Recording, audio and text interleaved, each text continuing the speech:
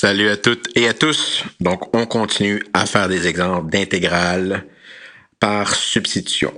Donc, je vous rappelle, bien sûr, on est dans la section des intégrales par substitution, donc on connaît la technique, mais d'abord, la première chose qu'on fait lorsqu'on a une intégrale dans sa face, si on décide quelle technique on emploie, la première chose qu'on fait, on regarde est-ce qu'on a une intégrale de base, sinon, on essaie une substitution. Puis bien sûr, tous les exemples que j'ai en ce moment fonctionnent avec la substitution. Donc, mon prochain exemple, l'intégrale de 1 sur x3 fois la racine quatrième de 1 plus x au carré.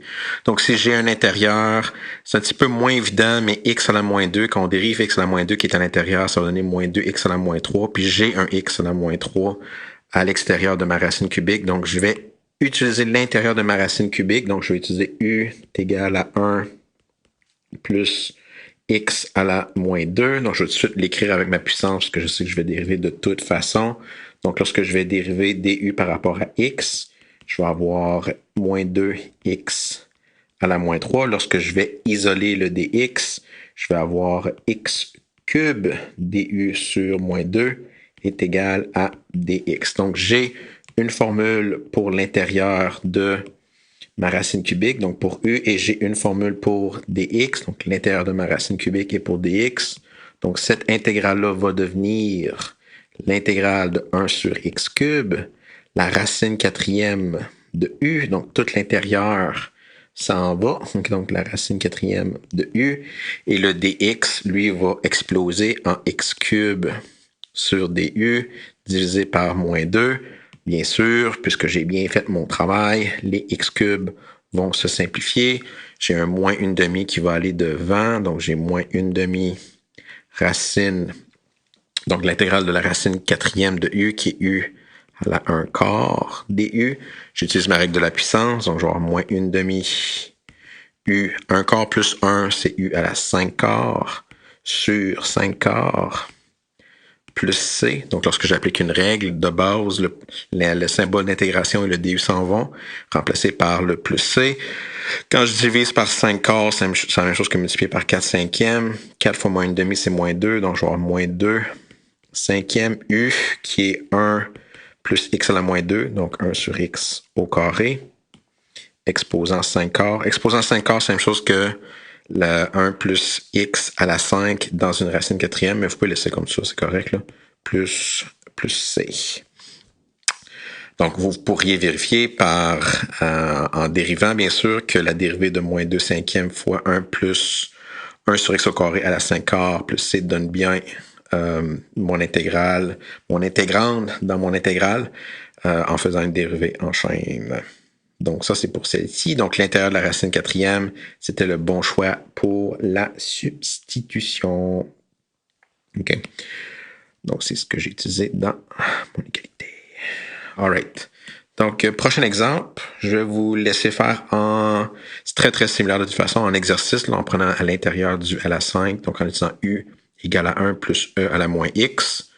Vous pouvez résoudre celui-là. Là. Donc, je vous laisse le faire par vous-même en d'exercice, ou vous pouvez peser sur pause et regarder les détails et le faire par vous-même. Donc, faites ce que vous voulez. Mais moi, je vais faire le prochain exemple. Le prochain exemple, l'intégrale de ln de x sur x. Donc, il faut faire attention, ça c'est un exemple qui des fois mélange les gens. Là. Donc ici, qu'est-ce que j'ai? Si on pense au format intérieur, au dénominateur, j'ai x, mais si on dit qu'on remplace u par x, qu'est-ce qui se passerait? Mais l'intégrale de ln de x sur x dx, si on remplace x par u, ben ça va être l'intégrale de ln de u sur u du, qui est la même affaire, on a juste changé le symbole. Donc le dénominateur, il n'y a rien.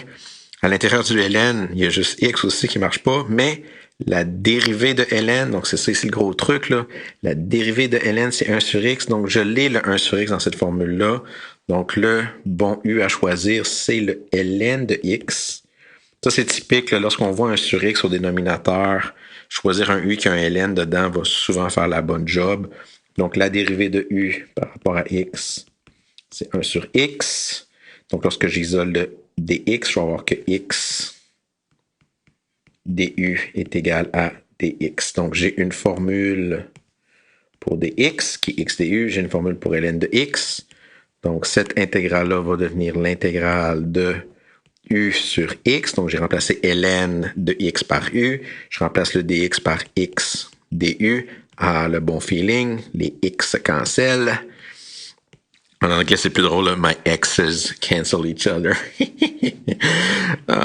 Ça serait mieux dans la vraie vie. Anyway, sur l'intégrale de u du, l'intégrale de u, c'est u à la 1, qui va devenir u au carré sur 2, plus c, puis le u, c'est égal à ln de x au carré sur 2, plus c. Juste une petite remarque, il y avait des gens qui disaient, tu veux pas dire ln de la valeur absolue de x? Donc ici, j'ai pas intégré 1 sur x ou 1 sur u.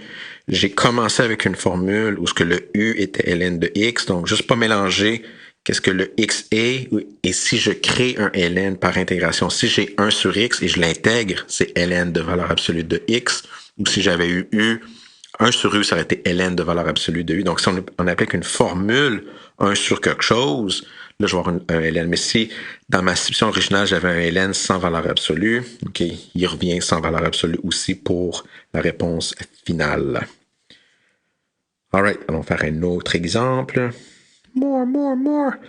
L'intégrale de e à la racine de x sur x. Donc, si j'ai deux choix qui sont les mêmes, j'ai le e à la racine de x sur racine de x. Si je vais à l'intérieur de l'exposant de la fonction exponentielle, j'ai racine de x. Si je vais au dénominateur, j'ai racine de x qui est la même chose, sauf que celui qui est vraiment plus pogné à l'intérieur, c'est racine de x. Donc ici, je vais utiliser l'exposant pour mon u.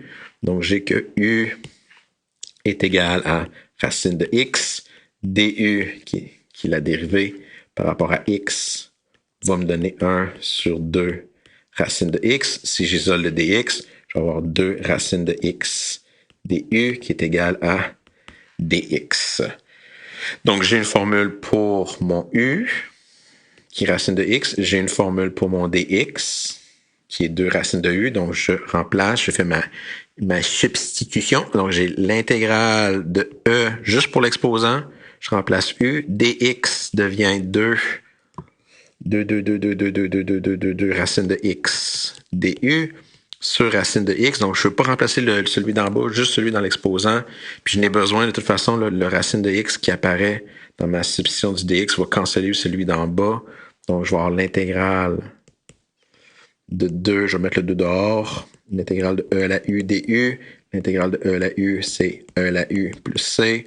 Où ce que u, c'est racine de x. Et voilà. Donc, dans mon intégrale, j'ai utilisé l'exposant pour mon u. Donc, encore une fois, vous pourrez vérifier qu'avec une dérivée en chaîne, que la dérivée de 2 fois e à la racine de x plus c nous donne bien e à la racine de x sur racine de x. Donc, notre dérivée en chaîne. Mon dernier exemple, c'est l'exemple le plus compliqué parce qu'il y a une triple substitution. Donc, ça serait vraiment l'exemple le plus dur que vous pourriez avoir pour une substitution. Parce que ici, j'ai juste un intérieur. Donc, j'ai une racine carrée qui est un intérieur.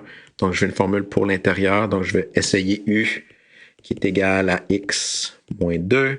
Donc, du sur dx, la dérivée de x, c'est juste 1. Donc, du va être égal à dx. Donc, la partie substitution initiale, c'est pas si pire, mais qu'est-ce qui va arriver ici?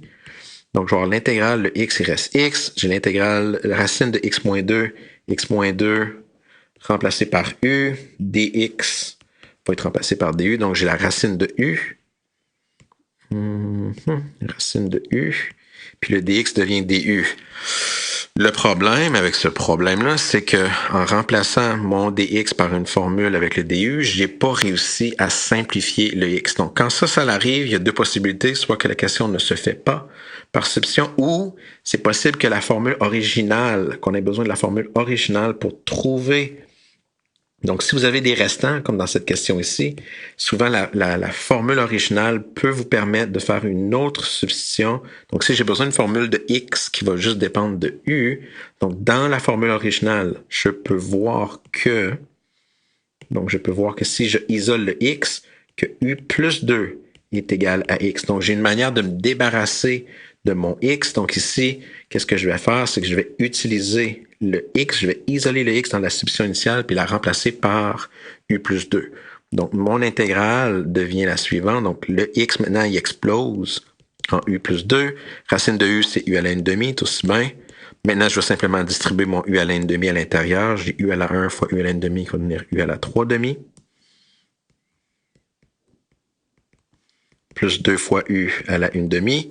Donc, j'ai deux petites règles de puissance. U à la 3/2 va devenir U à la 3/2 plus 1 qui est 5/2 divisé par 5/2 plus 2 fois U à la 3/2 divisé par 3/2 plus C. Puis ce que toutes mes U sont égales à x moins 2. Donc, je vais aussi flipper mes fractions. Donc, j'ai 2/5 x moins 2 à la 5/2. Plus, si je flippe le 3/2 en 2 tiers, ça va me donner plus 4 tiers U qui est x moins 2 à la 3/2 plus C. Et voilà. Ce genre de question-là, par contre, où ce qu'on a besoin d'une troisième substitution, donc une substitution pour l'intérieur de ma racine, pour mon dx et pour le restant, c'est un peu plus compliqué que vérifier que la réponse est bonne, là, mais ça se fait. Okay? Mais il faut souvent faire la rationalisation d'autres trucs. Donc, qui pourrait être quand même compliqué pour rien. Okay? Donc, dans ces questions-là, il faut juste toujours penser que c'est possible que parfois, il faut utiliser la substitution originale pour trouver une formule de la variable initiale qui dépend juste de U, simplifier algébriquement et retrouver une nouvelle formule qui dépend juste de U. Donc, une fois simplifié, là, puis ensuite juste appliquer les règles appropriées. Alright, pour ces exemples-là, pour cette vidéo ici, that's it, that's all. Bye bye, là.